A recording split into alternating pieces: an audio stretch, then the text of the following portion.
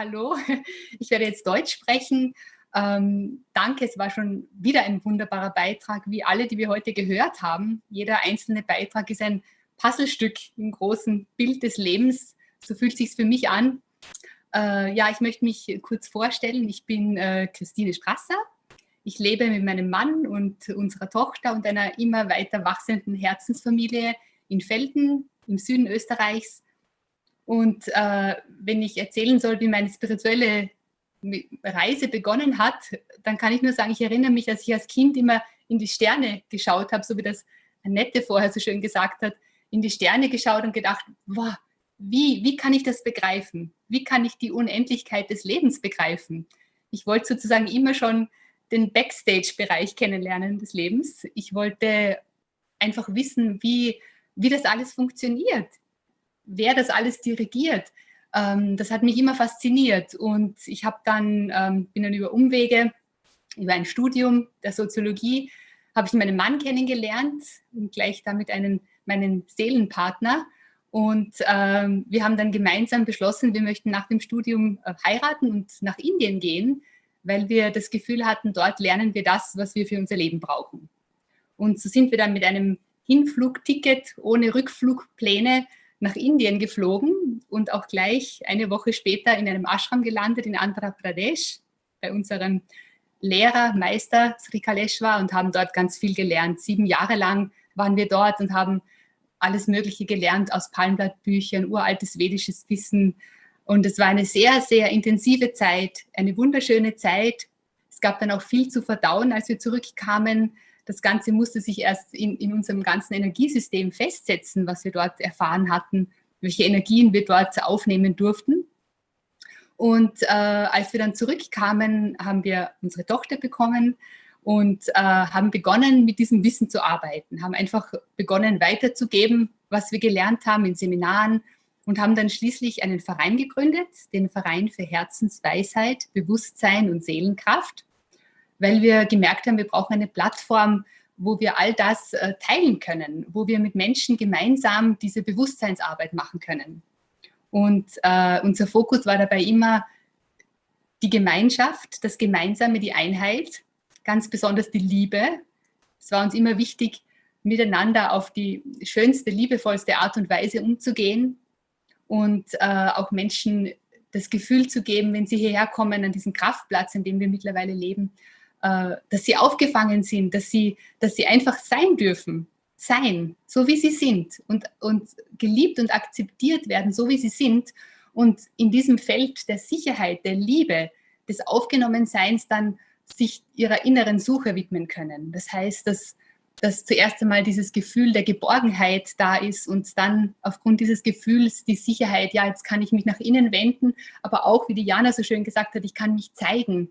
Ich kann vor den anderen zeigen, wer ich wirklich bin. Ich kann selbst anfangen zu fühlen, wie ich bin und wer ich bin. Und es ist eine wunderschöne Reise. Es ist der Kraftplatz, an dem wir leben hier, ist ein großes Grundstück. Begonnen hat es mit einer großen Marmorstatue von Shirdi Sai Baba, den wir auch in Indien kennenlernen durften, die einfach zu uns gekommen ist. Der jüngste Zuzug sozusagen ist eine Pyramide. Und nach dem, was wir heute alles gehört haben über Pyramiden, bin ich noch dankbarer, als ich schon bin, dafür, dass wir diese Pyramide jetzt auch bei uns im Wald stehen haben. Also es ist eine abenteuerliche Reise und ich empfinde es so, dass ich Beobachter bin. Ich glaube, das hat auch die Annette so schön vorher gesagt, Beobachter des Lebens und jemand, der einfach staunt, wie sich alles ergibt, wie alles eins ins andere fließt.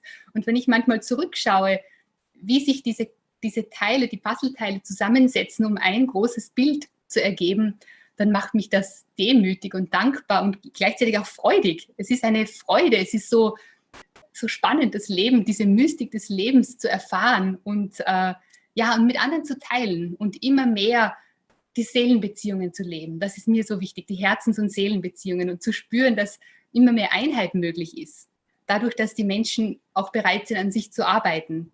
Dadurch, dass wir alle voreinander sein können, wer wir wirklich sind und diese Gemeinschaft und Einheit uns dann so sehr stärkt.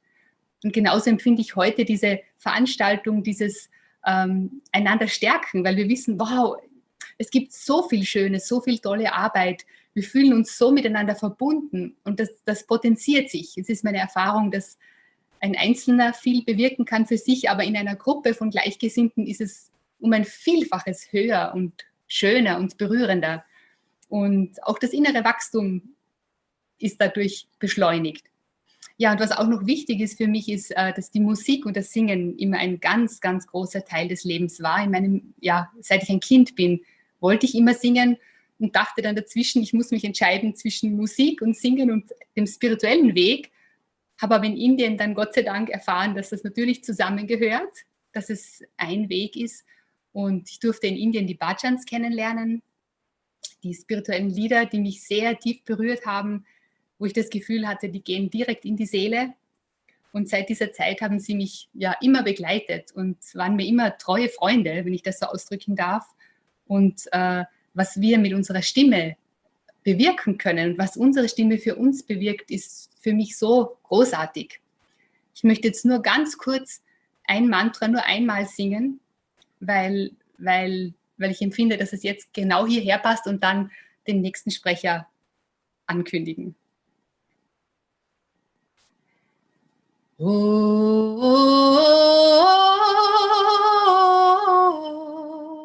Asatoma Satgamaya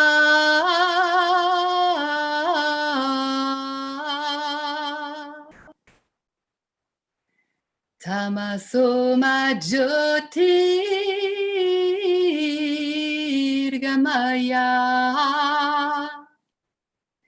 Mrityorma Amritam Gamaya Mrityorma Amritam Gamaya.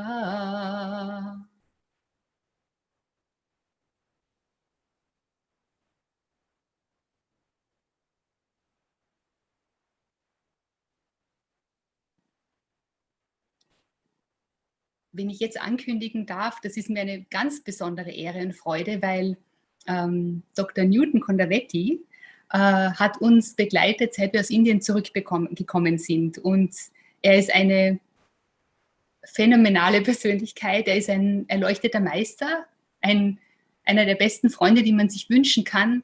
Und wir durften ihn kennenlernen auf einem Seminar, das wir besucht haben hier in Österreich, weil unsere Technik gebraucht wurde oder weil ich auch als Übersetzerin gebraucht wurde.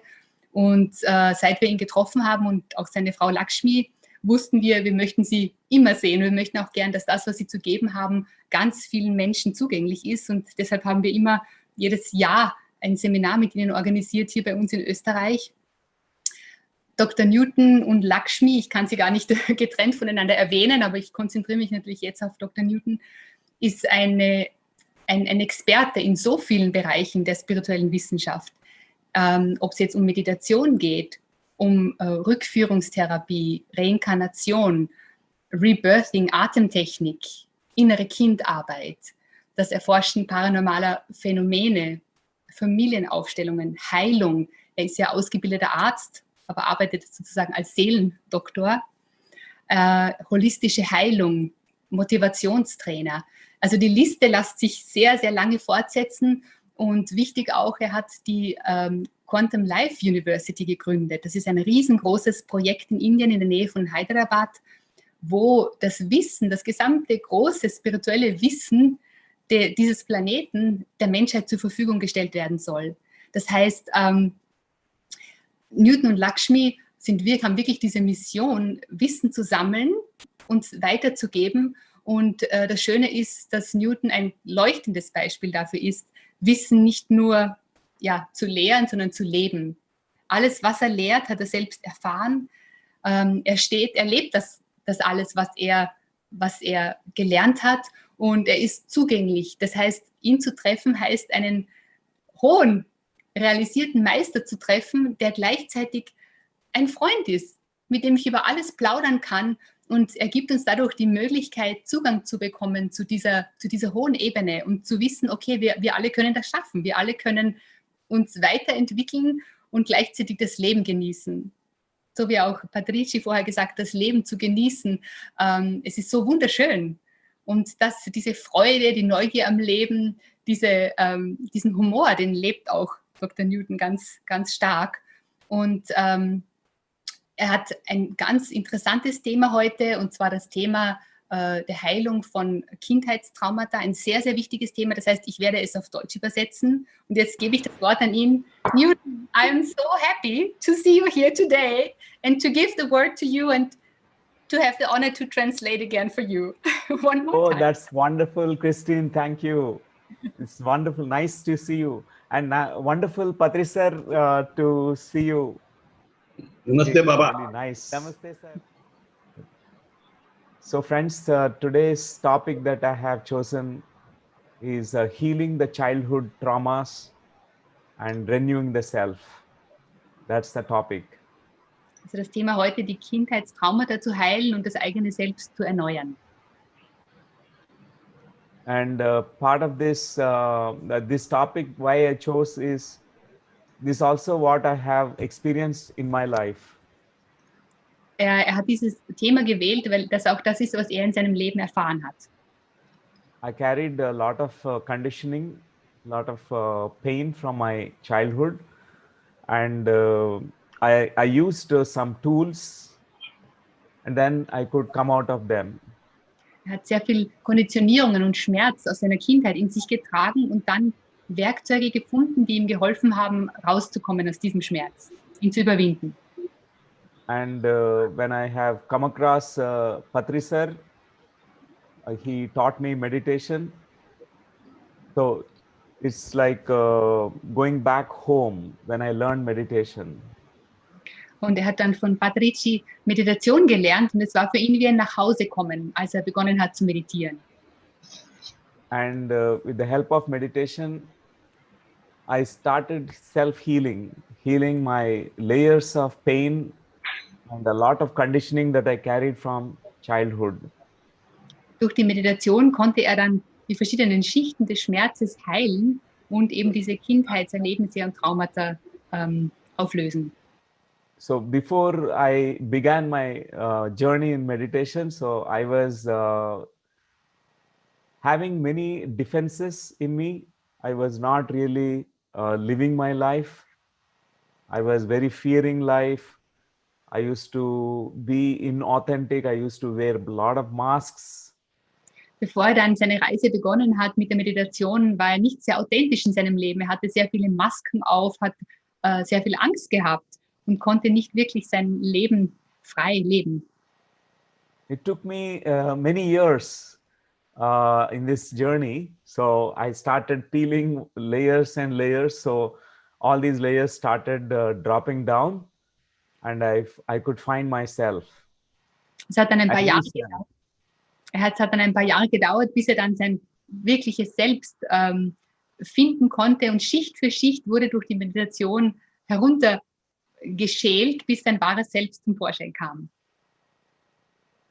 So today, through few slides, I'm going to share with all of you friends how this journey into our childhood to heal these layers of conditioning, layers of pain that we carry, how it affects you positively, how you will be renewing yourself, how you can rebuild yourself, a new self.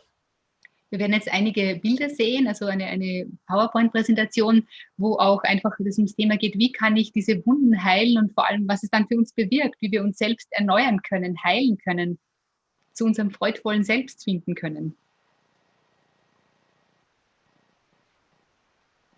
So friends, very few slides I have chosen for you so that it's much easy through visuals we can connect. Es ist ja immer sehr gut, wenn man es visuell sieht, deshalb hat er hier für uns einige Bilder. You know, when we look at a child, we see so many beautiful things like innocence and even like a fragrance. We can feel the fragrance of the soul. It looks so beautiful to look at a child. Bei einem Kind sehen wir immer diese Unschuld, diese diese göttliche Schwingung. Es ist so schön, ein Kind anzuschauen und das zu sehen. It's like a flower, as if you are looking at a flower. A flower is so beautiful to look at. Es ist Even wie, a wenn man child is also beautiful, innocent. es ist wie eine Blume anzuschauen. Und ein Kind ist genauso wunderschön anzuschauen, diese Unschuld, dieses Reine eines Kindes. And so this inner child in us, all of us, we have this, even though we are grown-ups now. We are, some of us, we are 60 plus, 90 plus, and very aged, but still we all have the child inside us, the child version, young version. Das heißt, egal wie alt wir sind, ob wir 50 plus, 60 plus, 90 plus sind, wir alle haben immer noch dieses innere Kind, die Version des Kindes in uns. So this inner child, we call it as a divine essence. Dieses innere Kind können wir auch göttliche Essenz nennen. So all the children in the world are, they appear to be very divine. They're in fact very divine. Slowly, when we are growing up, we move away from our natural divinity. There is so much of, thought process, analysis, mind, fears, all that conditioning appears later on. Wenn wir uns Kinder anschauen, die sind noch in dieser göttlichen Schwingung, leben noch dieses wahre Selbst, diese göttliche Essenz. Und wenn wir dann aufwachsen, immer mehr verlieren wir sie, beziehungsweise sie wird eben einfach zugedeckt durch die Ängste, durch die Konditionierungen, durch die verschiedenen Programme, die dann in uns installiert werden, die dann ablaufen. So, I'm remembering the words of Christ at this moment. Christ said, "Truly I say to you, unless you become like children, you will not enter into the kingdom of heaven, kingdom of God." What does that mean when he said, unless you become like a children, you cannot step into the kingdom of God? Er erinnert uns jetzt an die Worte von Jesus, ihr müsst werden wie die Kinder, dann könnt ihr ins Himmelsreich kommen. Wenn ihr nicht werdet wie die Kinder, könnt ihr nicht ins Himmelsreich kommen. Was bedeuten diese Worte von Jesus? Was heißt das? Do we have to become like a regress ourselves to like becoming children? Or do we also behave like children? Do we become immature like children? What is the meaning of this statement or the beautiful words of Christ? Was bedeutet das jetzt? Müssen wir wieder Rückschritte machen oder irgendwie unreif werden wie die Kinder? Was heißt das jetzt eigentlich für uns? So it means we all can actually become as innocent as children, as pure as children, as divine as children, as natural as children, as playful as children. Es heißt, wir können genauso unschuldig, verspielt, rein werden wie die Kinder. Das heißt es, diese wunderschönen Eigenschaften, die ein Kind in sich trägt, die können wir wieder in uns wachsen lassen, hervorholen. These are the very natural qualities every child has got. Das sind die natürlichen Qualitäten jedes Kindes. Playfulness, spontaneity, creativity, joy, and authentic nature, and compassionate nature. They're all very natural in every child. Freude, Verspieltheit, Kreativität, Mitgefühl, Authentizität, das sind alles Eigenschaften, die ganz natürlich in einem Kind zu sehen sind, zu beobachten sind.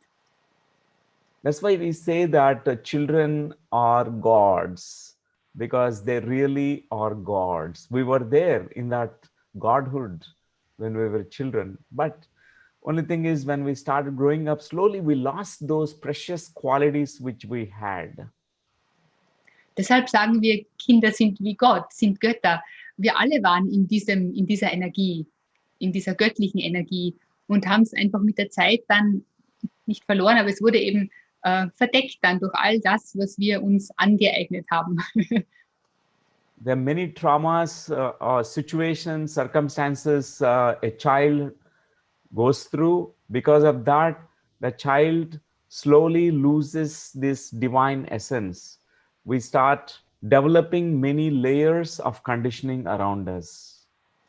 Wir gehen durch viele Verletzungen, Traumata durch in der Kindheit und dann kreieren sich ganz, ganz viele Schichten von Konditionierung um uns herum.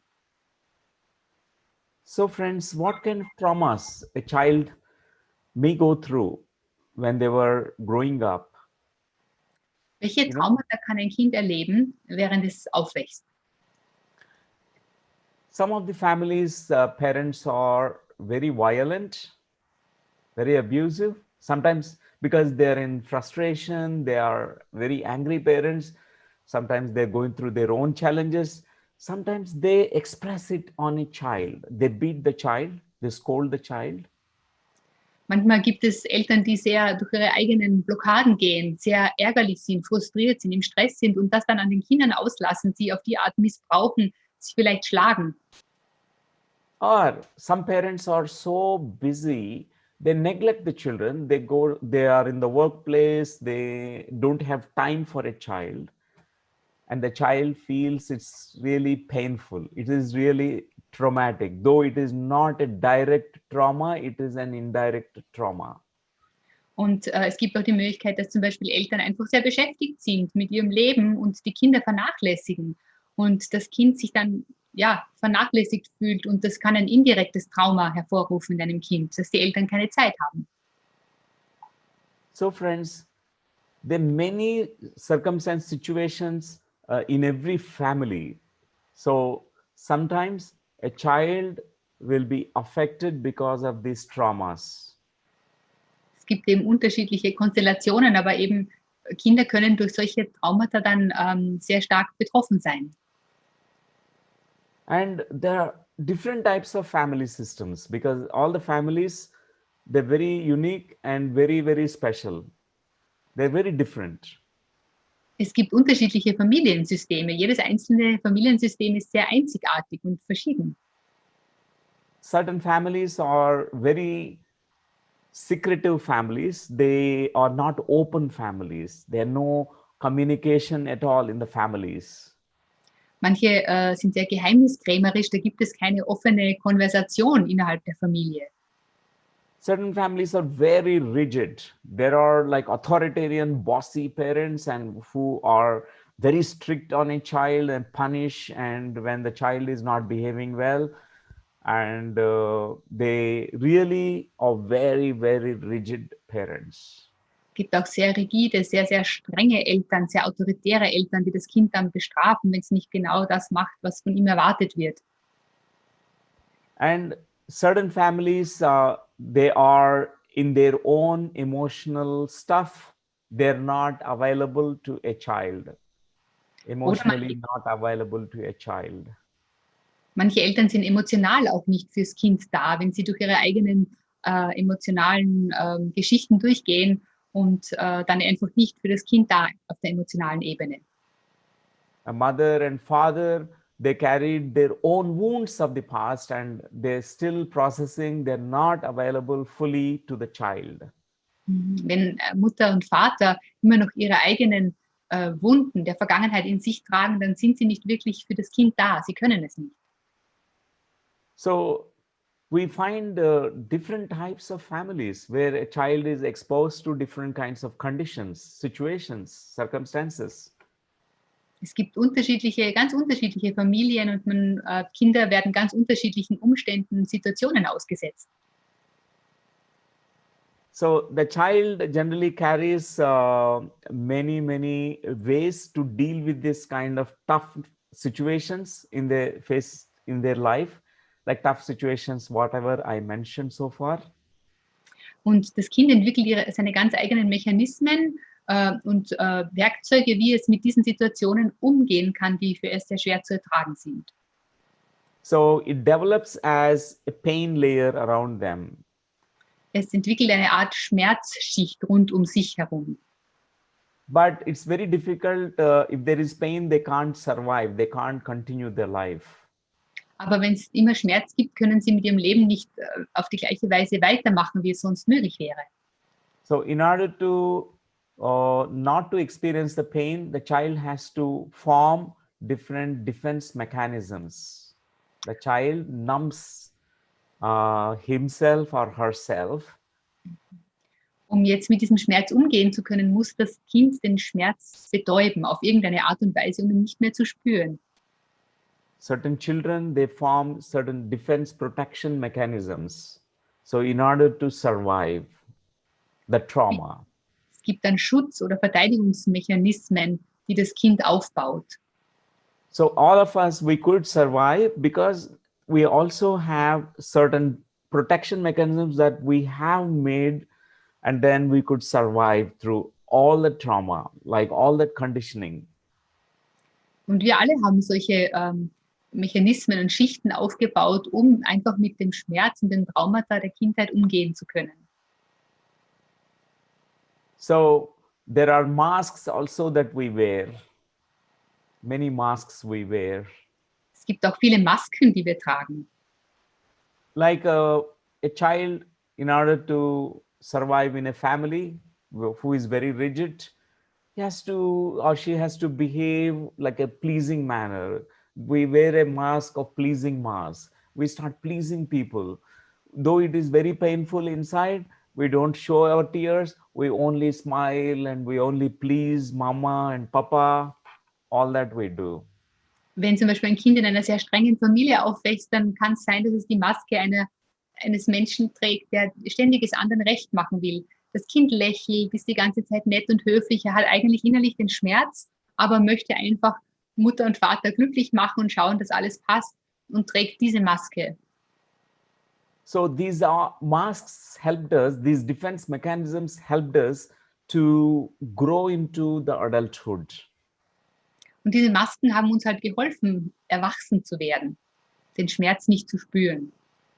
So when we reach to the adulthood, we realize that there is certain things that are missing in our lives. Even though you achieve a good job, good success in the job, workplace, but still there is no happiness in you. There's no joy in you. There's no playfulness in you.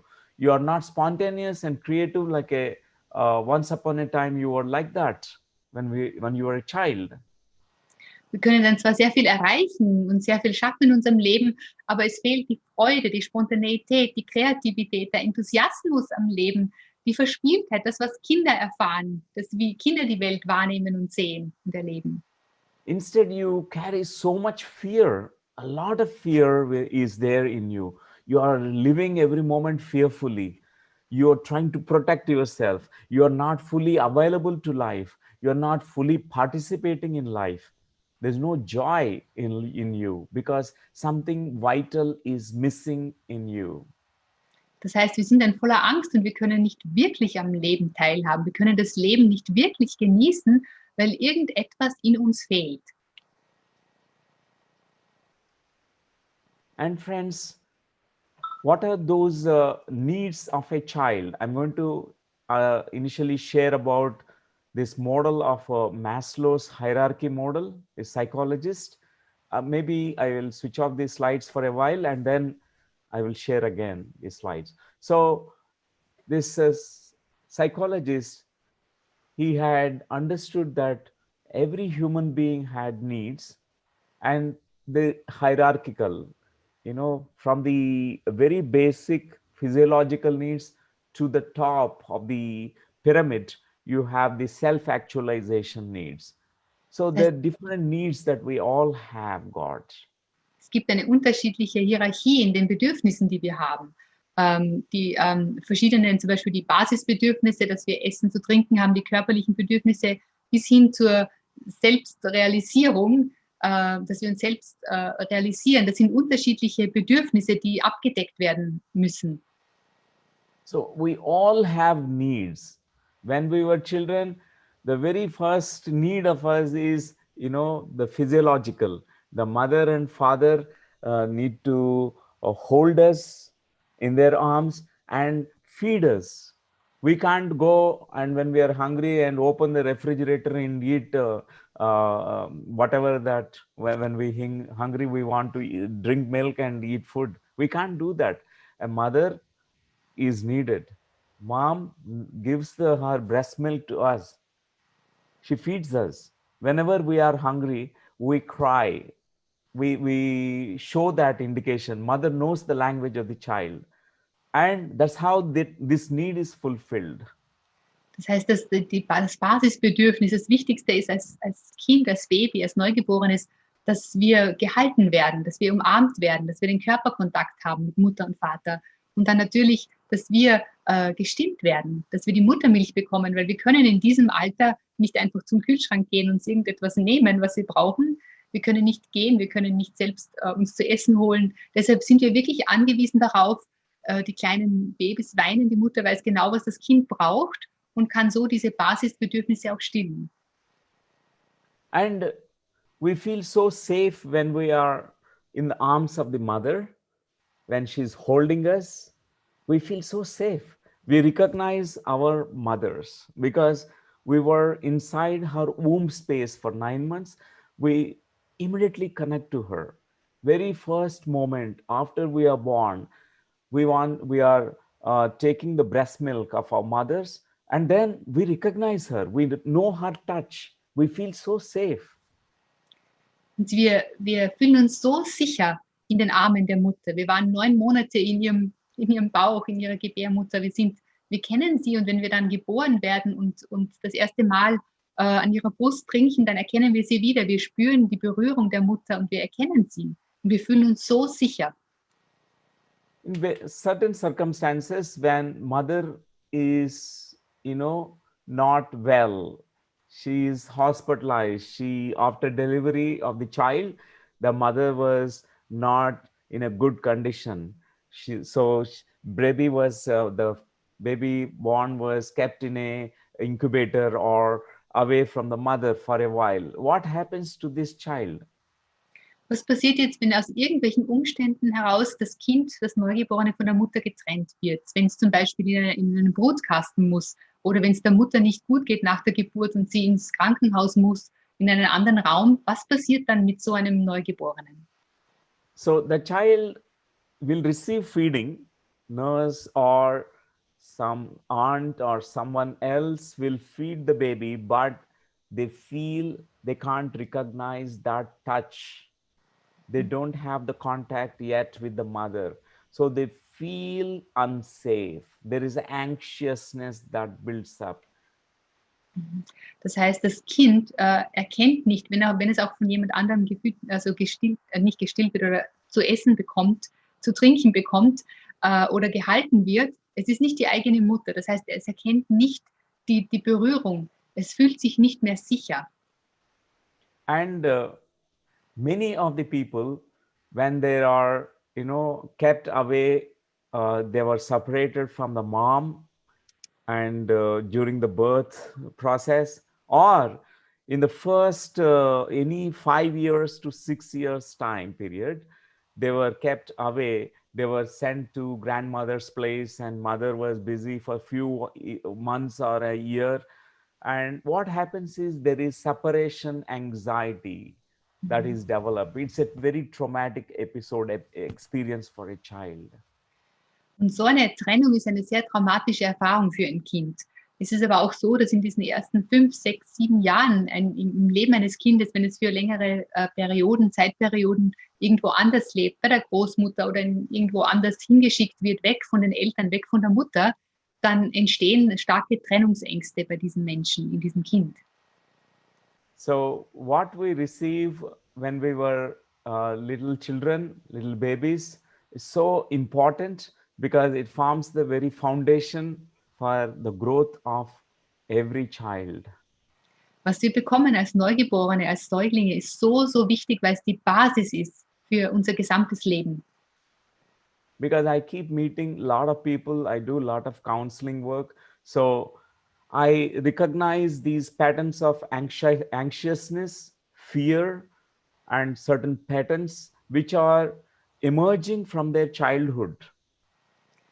Particularly the cases where there is a childhood trauma, there is a childhood separation with the mother.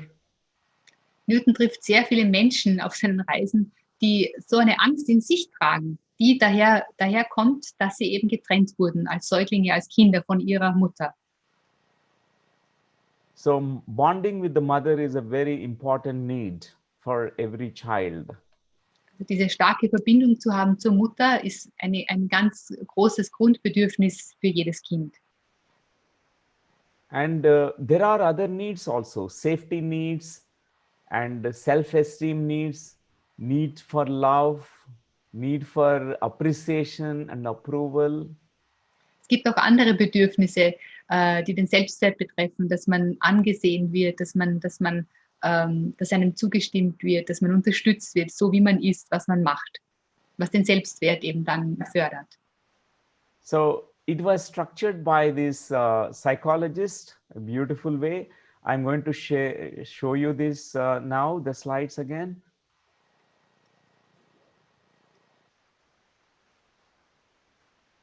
Wir sehen jetzt wieder diese Pyramide mit den Bedürfnissen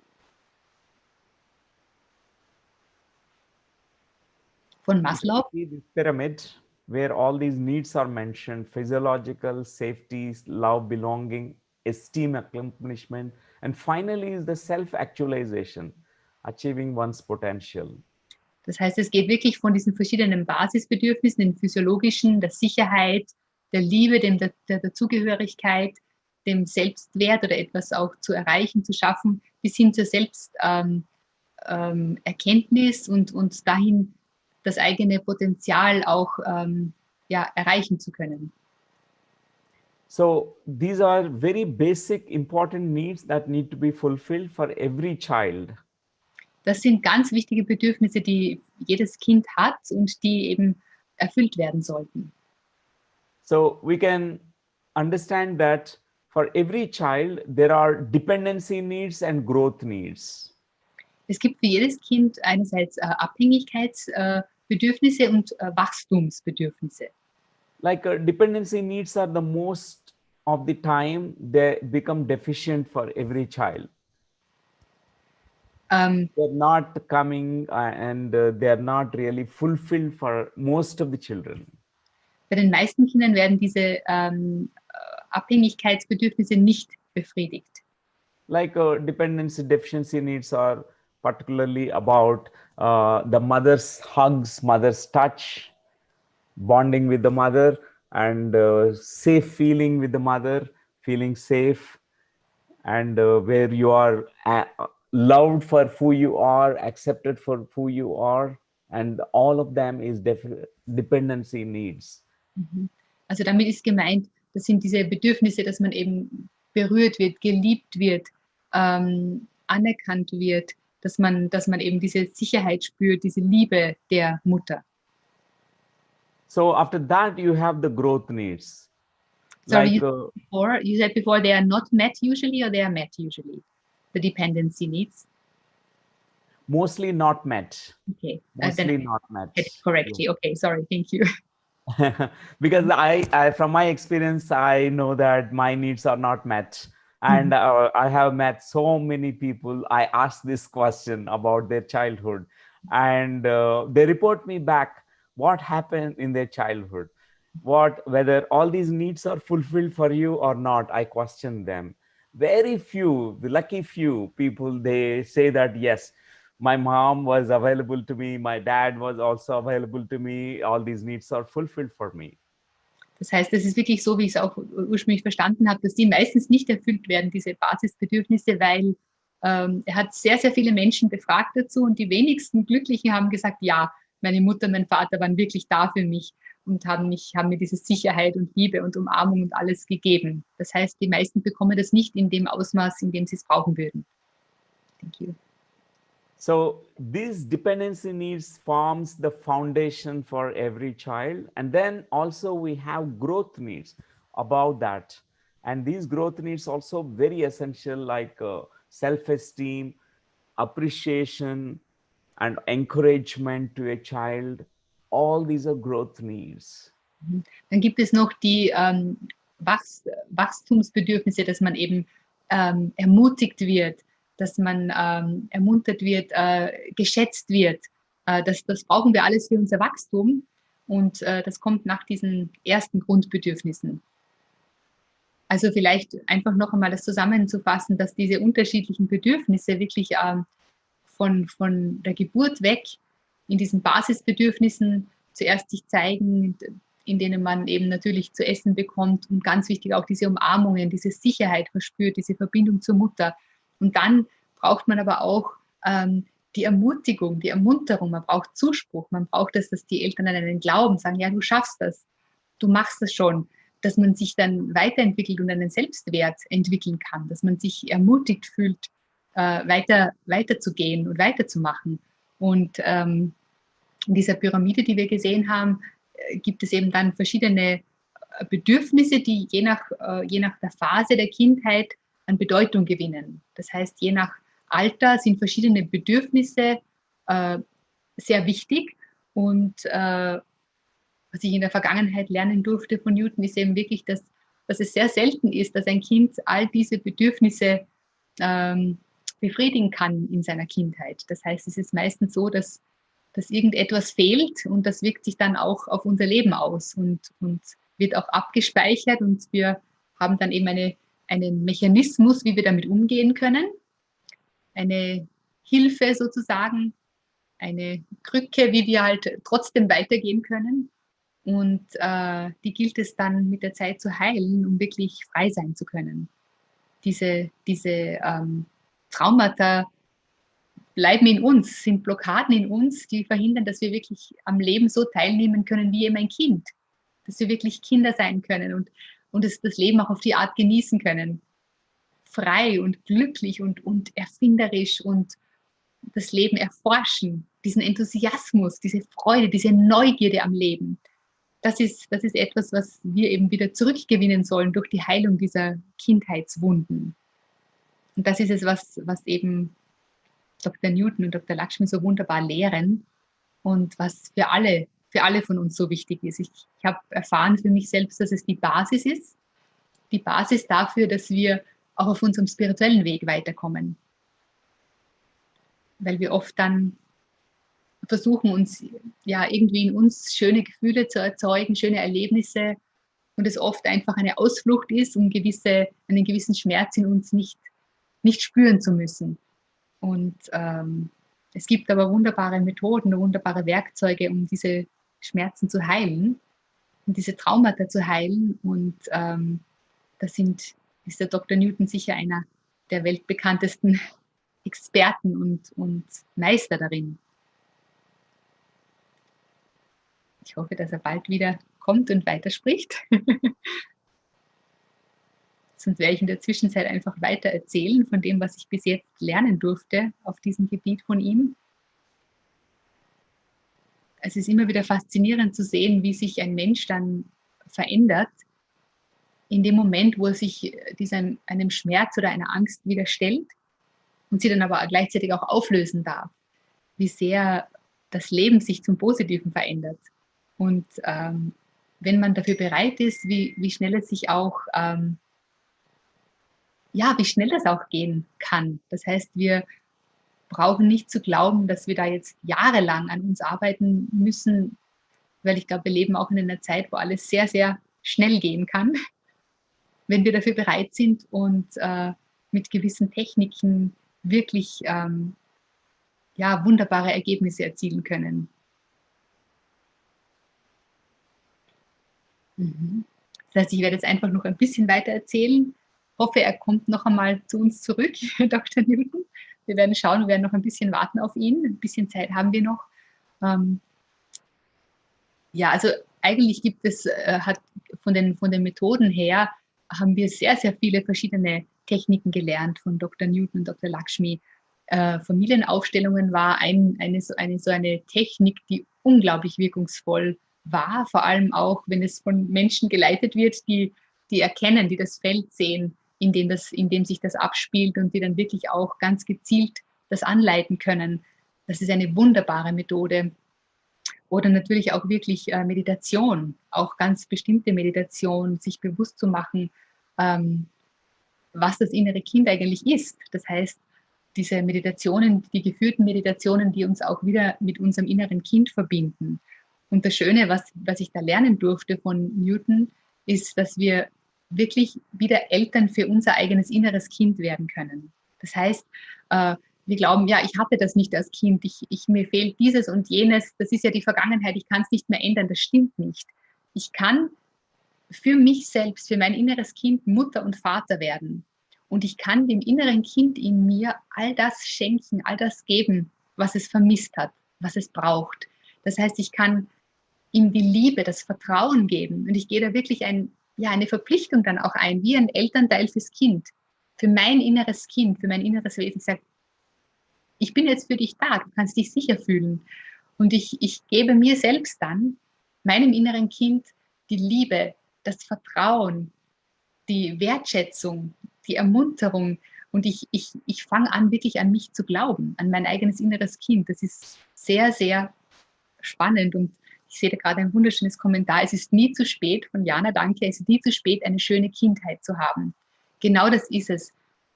Vergangenheit, Gegenwart, Zukunft sind Begriffe, in denen wir oft sehr verhaftet sind. Und ich habe viele Menschen kennengelernt, die meinen, wenn etwas passiert ist oder in der Vergangenheit stattgefunden hat, dann ist es unabänderlich. Aber das ist nicht so. Wir können unsere Erfahrungen vom Leben in jedem Moment neu gestalten. Das heißt, wir haben die Chance und die Möglichkeit, auch unsere Kindheit zu verändern. Und das, wie wir dann dem Leben begegnen können durch die Freiheit, die wir dadurch gewinnen. Also ich hab am Anfang mit innerer Kindarbeit nicht so viel anfangen können, weil ich nicht gewusst habe, dass es eigentlich unsere göttliche Essenz ist, von der man spricht. Aber die wieder zu entdecken mit all den Qualitäten, den kindlichen Qualitäten, der Freude, der Motivation, dem Entdeckergeist, dem Forschergeist, der Leichtigkeit, der Unbeschwertheit, der Furchtlosigkeit, der Liebe auch, dem Mitgefühl. Das ist so wunderschön. Das bereichert jeden Menschen und macht alles, was wir tun, gestaltet alles, was wir tun, in einem neuen Licht. Deshalb hoffe ich nur, dass jeder die Chance hat, diese Methoden anzuwenden und wirklich wieder zu Kindern zu werden. Und ich kann das nur bestätigen von Dr. Newton und Dr. Lakshmi, sie zu kennen, sie zu treffen, heißt das wirklich zu erleben und zu begreifen und das zu sehen bei Menschen. Wie es ist, wenn Kinder gleichzeitig erleuchtete Meister sind und umgekehrt, es ist wunderschön. Und ich glaube, jetzt werde ich vielleicht noch ganz kurz bitten, ob vielleicht Patriji noch etwas sagen möchte dazu. I just want to share also that this project about the university, the Quantum Life University, is so amazing. It's also like a huge pyramid that is being constructed. It's about really collecting all the vast knowledge and giving it to people freely. I know that Newton and Lakshmi are conducting programs for hundreds and thousands of people, and they are transforming the whole area around them, like the villages that are close to them. The farmers start doing spiritual farming, to meditate with plants. They start to eat vegetarian. Newton Lakshmi also founded schools where the teachers have healed their inner wounds and can now work completely different with the children, give something much deeper, much more profound and beautiful to the children in schools. So their work, oh, you're back. I'm so happy. Yes. I'm sorry, friends. There was a heavy rain and in my place, Hyderabad. Hi, Nitin. Hello. Well, welcome. That's great. I'm happy to see you. Good day. It's so wonderful to see you here in the DMS Germany. And it's such a pleasure to hear you talk. Thank you. Wonderful. Good day. Great. Well, I want to say a couple of words about Newton here. I know him since I was age, 6, 7, 8, I don't know. And he's my first teacher about past life regression. And probably I was his first scapegoat too, on working on his on the regressions. And it's so wonderful to see the whole journey. Christine was just talking about the Life University, about the work, the amazing work that you and Lakshmi are doing. This is super incredible, and so many lives have been transformed with this work. And Newton, I wanted to ask, before you left, you said there is this trauma that children carry, and there are very few people who say that their needs are met or not met. Now, I really want to end this saying that, giving the audience a hope that it can be transformed now. The trauma, everything can be transformed. So what do you say for that? How can they overcome that? Yes. So, ich möchte nur So, ganz kurz, I will just translate just the one sentence, nur dass Yes. ihr noch einmal hört von Newton, wie man die Kindheitstraumata wirklich überwinden kann. Yes, thank you. that's wonderful, Pari. Wonderful, Goody. I met you when you're 5 years. Okay. I think even much younger, maybe four, because I was there from 1987 in Kurnool. So I met you in 1989. So you were very, very small baby at the time. I know that time when you're 4, 5, I regressed you into past life. I still remember your Punjabi life that you narrated, Yes. that you are in Punjab and as a healer. And it's an amazing, you sang a Punjabi folk song that day. I remember that experience. Mm-hmm. So beautiful. So to answer your question, Goody, yes, there is hope. That's what is meditation, spirituality is about. We can reparent the child which went through the trauma. There's fear, trauma, and all the conditioning layers. So there is a skill that we learn. It's called reparenting the child within. Das heißt, es gibt Hoffnung, ja, es gibt die Methode, wie man erlernen kann, wieder Eltern sein für das Kind in uns. So we were talking about the needs that are not met for a child, which results into pain. Because every need is so essential. When a child is not loved for who he is, who she is, the child feels, I'm not valued, I'm not loved for who I am. Und diese ganzen Bedürfnisse, wenn sie nicht gestillt werden, dann entwickeln sich Schichten aus Schmerz. Und das Kind fühlt, oh, ich werde nicht geliebt für das, wie ich bin, wer ich bin. What is love? For child, love means time. Time is love. The time spent by the parent. For example, mother, father comes home from office and they switch on the television. The child feels, my mother loves television. My father loves, serial, some Mahabharata or something, and all that, for the child, the time that is spent to a child is love. Für das Kind, was ist Liebe? Liebe ist Zeit. Wenn das Kind Zeit bekommt mit den Eltern, dann fühlt es sich geliebt. Wenn die Eltern nach Hause kommen vom Büro und den Fernseher anschalten, dann fühlt das Kind, oh, die Mutter liebt den Fernseher, der Vater liebt seine Serien. Fürs Kind ist Zeit Liebe. Those children who feel not loved, they don't know how to love themselves. I was the case like that. I never knew how to love myself. I know I never learned that skill of loving myself till I have come into meditation path. Das heißt, Newton sagt, wenn wir uns nicht geliebt fühlen als Kinder, dann können wir uns auch selbst nicht lieben. Und er selbst hat das so erlebt. Er wusste nicht, wie er sich selbst lieben soll, bis er auf dem Pfad der Meditation geführt wurde. At a very younger age, there is a break in the bond with my mother. I was away from my mother. So my grandmother was raising me, and for various reasons, but a child interprets that event as, my mother never liked me, my father, rejected me, and all that stories we emerge in the mind. And I had my own story, abandonment story. Newton hatte seine eigene Geschichte von dem sich verlassen fühlen, weil er sehr, sehr früh in der Kindheit zu seiner Großmutter gegeben wurde, die ihn dann aufgezogen hat. Und er hat natürlich dann sich seine Geschichten zusammengedichtet, so wie jedes Kind. Meine Mutter liebt mich nicht, mein Vater liebt mich nicht, ich bin nicht wertvoll. Und das war ein großes Trauma in seinem Leben. So the experience of love I did not have, it resulted into a void, an empty space inside me. Und I used to fill that emptiness with food. I used to eat a lot of food, which was not necessary. Und das hat sich dann entwickelt zu einer Leere, die er gespürt hat in sich, dieses Trauma, dieser Schmerz. Und diese Leere wollte er füllen und zwar hat es einfach mit Essen gemacht. Er hat viel mehr gegessen, als es eigentlich notwendig gewesen wäre. And the second important need for every child is attention. Das zweite wichtige Bedürfnis für jedes Kind ist Aufmerksamkeit. Because the attention that is given to a child, the child feels worth, self-worth.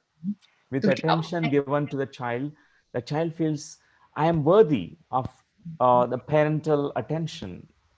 Wenn man dem Kind Aufmerksamkeit gibt, dann fühlt es sich wertvoll. Es fühlt sich, oh, ich bin es wert, dass man mir Aufmerksamkeit schenkt. Der Selbstwert wird gestärkt. Many people who have the problems with self-worth, you know, I'm not worthy, and they always compare with others. They feel inferior. Some people, they feel superior. These complexions appear because they have experienced some wound about self-worth. Und wenn viele Menschen haben ja dieses Problem mit dem Selbstwert, sie fühlen sich unterlegen oder dann auch überlegen, es äußert sich so oder so. Das hat damit zu tun, dass als Kind eben dieser Selbstwert nicht wirklich gestärkt wurde, dass da eine Wunde in ihnen lagert. So did you receive enough attention from your mother and father? That's a very important question to ask ourselves. Das müssen wir uns fragen, das ist eine ganz wichtige Frage. Haben wir genug Aufmerksamkeit von Mutter und Vater bekommen in der Kindheit? And the next one is, are you approved as yourself? Totally approved by your mother and father. This is approval is so essential, and it makes you feel, you know, valued. It feels very good for you. Otherwise, you feel that you never know about approval, you disapprove yourself. Und haben wir wirklich die Anerkennung für uns selbst bekommen? Sind wir wirklich anerkannt worden für das, wer wir sind, wie wir sind von den Eltern? Das ist auch beeinflusst natürlich auch sehr stark den Selbstwert. Sometimes these approvals we get from our parents when they pat on our back and appreciate us, and they demonstrate these approvals through these gestures, and it feels so good for us. And the child feels approved for the entire life. They know self-approval. They don't look for some father figure, some kind of guru figure to guide them, to show them the way. Das heißt, diese Anerkennung, wenn wir sie bekommen, manchmal ist es eine Berührung, eine Geste. Wenn wir diese Anerkennung bekommen, dann suchen wir sie nicht ständig im Außen. Dann sind wir nicht ständig nach der Suche nach einer Vaterfigur, nach einem Guru, nach irgendjemandem, der uns leitet oder führt. Dann spüren wir in uns diese Anerkennung, diesen Selbstwert. Did you receive guidance from your parents? Enough guidance? Ist man auch yeah. angeleitet worden? Hat man Anleitung bekommen von den Eltern? Without this guidance, sometimes we don't know about competence. We don't know how to be competent in life. Ohne diese Anleitung der Eltern weiß man oft nicht, wie man kompetent durchs Leben gehen kann. So, for example, a child who is learning to ride a bicycle, first time they're doing it, there's a guidance that's required. A parent is encouraging a child. Now you can do it. You can do it. Initially, they hold the child, and then slowly they leave the hands. The child will be pedaling the bicycle, and then the child feels, yes, I can do it. I can do it. They feel that competence. Das heißt zum Beispiel, wenn ein Kind es lernt, Fahrrad zu fahren, dann braucht es zuerst die Anleitung. Man muss zuerst da sein, man muss das Kind ein bisschen halten, damit es das Gleichgewicht lernt. Und dann irgendwann kann man loslassen und sagen, ja, du schaffst das, du kannst das. Und das Kind fühlt, oh ja, ich kann das. Und fühlt sich plötzlich kompetent, das wirklich allein zu schaffen. And also the children, they need not only guidance, but also a certain kind of nurturing discipline. Und ein Kind braucht aber nicht nur diese Führung der Eltern, sondern auch eine nährende Disziplin. Child need to know what is right, what is not right, what is good, what is not good. Das Kind muss auch lernen, was ist richtig, was ist falsch, was ist gut, was ist nicht gut. The child has such an enormous energy. They go into the fire, they sometimes burn themselves, and they try to jump from a top of a staircase. Sometimes they get hurt. The parent need to also give the nurturing discipline to a child, not a strict, rigid discipline. Das heißt, ein Kind hat so eine solche Energie und einen Forschergeist, das möchte ins Feuer greifen, würde sich dann natürlich wehtun oder will von der Stiege runterspringen ganz hoch und würde sich dann wehtun. Das heißt, dann müssen die Eltern auch eine nährende, liebevolle Disziplin ausüben, also das Kind erziehen, unter Anführungszeichen, und nicht jetzt mit streng und verboten, sondern einfach auf liebevolle, nährende Art und Weise. Many parents think that, oh, I given a lot of freedom to the child. I just given a lot of, they're very carefree children, but it's not. They need guidance. They need nurturing discipline. So essential. Manche Eltern lassen den Kindern sehr, sehr viele Freiheiten und glauben, das ist jetzt gut, wenn das Kind machen kann, was es will, aber diese nährende Disziplin, das ist ganz, ganz wichtig fürs Kind. Das braucht das Kind. So all these things that I'm mentioning here result into, sometimes when they're not fulfilled, it result into what is called as unfulfilled needs, which makes us experience void, emptiness inside. Das heißt, all diese Bedürfnisse, wenn sie nicht gestillt werden, wenn sie nicht erfüllt werden, dann resultieren sie in einer Leere, in einer inneren Leere. So the child who has not experienced, they look for love for the entire life. They look for love in relationships and all that. Das heißt, wenn Kinder das nicht erlebt haben, dass ihre Bedürfnisse gestillt werden, die sie da haben, dann sind sie ständig auf der Suche danach, sie doch noch zu erfüllen, nach der Liebe, nach dieser Sicherheit, nach all dem. And the children who has the wound of self-worth, they have not got that from the childhood. Then the whole life, they try to get this self-worth by pleasing others or gaining certain things, awards and rewards and appreciations, but it's so temporary. They don't, inside of them, they don't feel the self-worth. Wenn jemand zum Beispiel keinen Selbstwert hat, weil das eben als Kind ihm nicht mitgegeben wurde auf den Weg, dann ist die Person die ganze Zeit auf der Suche danach, versucht auch irgendwie ständiges anderen recht zu machen, versucht auf irgendeine Art ständig sich wertvoll zu fühlen. Aber es ist nicht dasselbe, wie wenn man wirklich in sich diesen Selbstwert trägt. So now, coming back to how to go back and heal these childhood traumas, how to reparent this inner child. Jetzt geht es darum, okay, wie können wir das innere Kind wieder heilen? Wie können wir Eltern werden für unser inneres Kind? Now, do we expect our parents to come and hold us and give all those needs that are not fulfilled to us? Do we expect it? Erwarten wir es, dass die Eltern zu uns kommen müssen und uns wieder halten und all das machen, was sie als Kind in unserer Kindheit nicht gemacht haben? No. Even if our parents, they come and they realize that, oh, I have not loved my son so much and I love my son now, but it won't reach to this child version inside us. Selbst wenn der Vater dann den erwachsenen Sohn zum Beispiel umarmt und ihm das gibt, was er eigentlich ihm als Kind hätte geben sollen, dann erreicht es nicht das innere Kind in uns. And it's so important now to reach to that vulnerable young portion of our child version inside, that inner child of us, and reparent the child. Whatever the child missed out, you can give all those things. Your wise and compassionate self in you can nurture that child inside you. Wir können es diesen ganz sensiblen, feinen Anteil in uns, diesem inneren Kind, all das geben, was wir als Kinder gebraucht hätten und nicht bekommen haben.